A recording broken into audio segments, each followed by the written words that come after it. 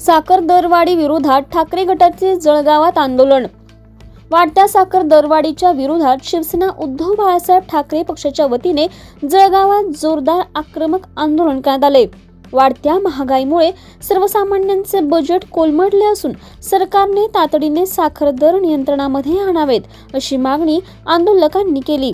यावेळी सरकार विरोधात जोरदार घोषणाबाजी करत कार्यकर्त्यांनी परिसर दणाणून सोडला। आम्ही हे आंदोलन आज साखरे विरोधात केलेलं आहे। सरकारने साखर अचानक एवढी महाग केलेली आहे। आज दिवस पहिले साखर 42 रुपये किलो होती, अचानक आज साखर 85 ते 90 रुपये किलो साखर झालेली आहे। गोरगरीब जनता काय करणार? आम्ही गृहिणी आहोत।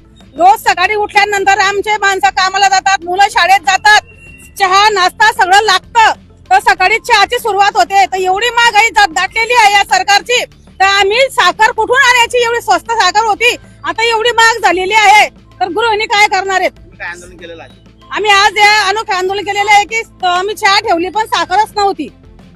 या ठिकाणी सत्ताधारी अपयशी ठरताय का महागाई कमी करण्यासंदर्भात? हो, अपयशी ठरताय।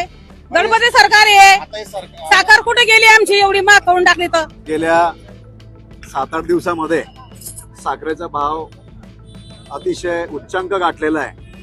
या ठिकाणी